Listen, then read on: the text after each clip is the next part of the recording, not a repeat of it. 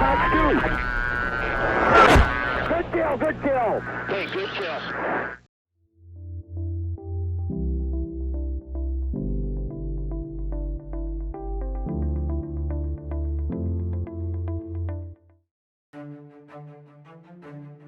Like all things in the Soviet Union, the development of the Su-27 flanker was done under maximum secrecy. Intended to be the Soviet answer to the American F-15 Eagle, the Soviet Union was determined to create something that would shock the West. Although rumors were already surfacing that the Soviet Union was hard at work designing and testing a new fighter.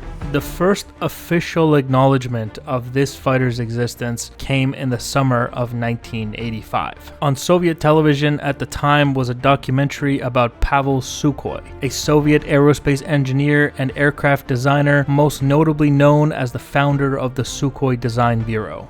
During the documentary, a sudden and brief reference was made to the new state-of-the-art Soviet fighter, and a 10-second segment showing one of the early prototypes called the T-10 was shown. These 10 seconds shocked the world and sparked all kinds of rumors and speculation about the new Soviet fighter, including new intelligence and subversion attempts to learn more about the fighter. But the Soviet Union would keep a tight lid on the project. It would be another 2 years before the world saw anything new about the new fighter, when all of a sudden the first photos were published in the Soviet press. In the autumn of 1987, the new Su-27 flanker became famous when Western magazines published dramatic close-ups of a 941st Sukhoi-27 flanker carrying a full complement of R-27T and R-27ER missiles. These were taken during the widely publicized incident of September 13, 1987, involving a Royal Norwegian Air Force Lockheed P-3B Orion maritime patrol aircraft from the 333rd Squadron.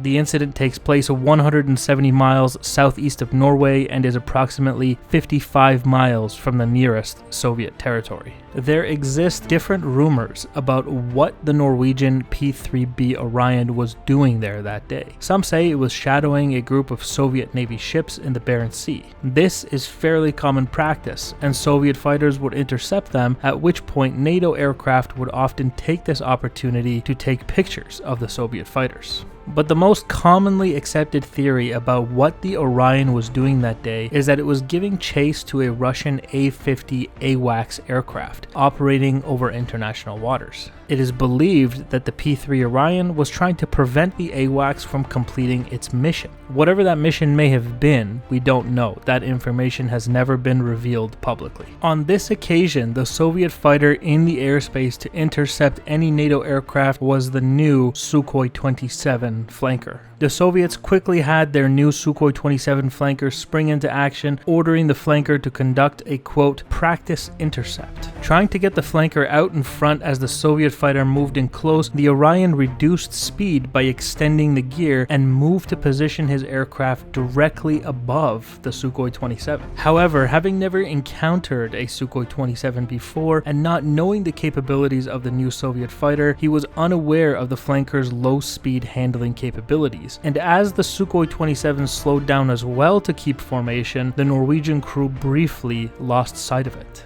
The Sukhoi-27 maneuvered the fighter too close to the Orion, and the port vertical stabilizer struck the number 4 propeller of the P-3 Orion. The vertical stabilizer shattered immediately, but so did the propeller, and the debris punctured the fuselage skin, causing decompression. The damaged propeller caused violent vibration. Following the near catastrophic incident, both aircraft made it home and landed safely at their respective bases. Many sources even say 2 close pass attempts were made, not just one. In the first approach, the Sukhoi-27 flew to within 7 feet of the 4-engine Norwegian aircraft and then flew away. The flanker is said to have disappeared for a while, but returned after about 15 minutes for a second pass, which almost ended in tragedy. Needless to say, a huge investigation was mounted. 3 days after the incident, the pilot of the Sukhoi-27 flanker, Vasily Symbol, was expelled from the Communist Party. This was a very severe punishment by Soviet standards.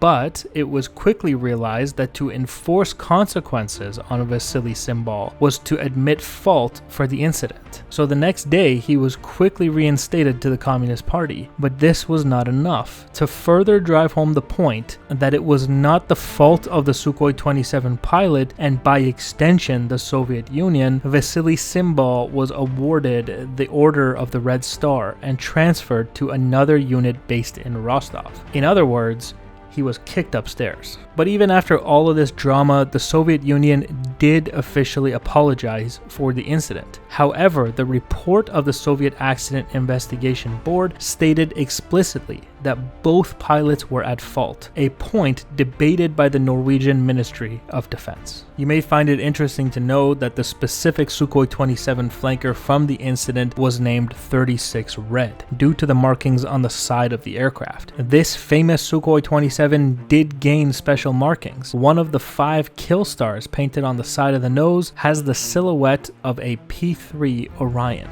Incidents like this would go on to happen even to this day, with NATO aircraft being intercepted and in turn intercepting Russian aircraft. There have been a couple instances where Russian pilots have been said to have been overly aggressive or even unprofessional during the intercept. An example of such an incident was when Russian Federation Su-27 flankers intercepted an American B-52 Stratofortress. At approximately 11:19 a.m. on the 28th of August 2020, 2 Russian Su-27 flanker pilots intercepted a U.S. Air Force B-52 Stratofortress strategic bomber that was conducting routine operations in the Black Sea over international waters. The Russian pilots flew within 100 feet of the nose of the B-52 multiple times at co-altitude and while in afterburner, causing turbulence and restricting the B-52's ability to maneuver. Another incident occurred in 2019 when a Russian Su-27 flanker pushed an American F-15 away from another Russian aircraft in a maneuver that was deemed, quote,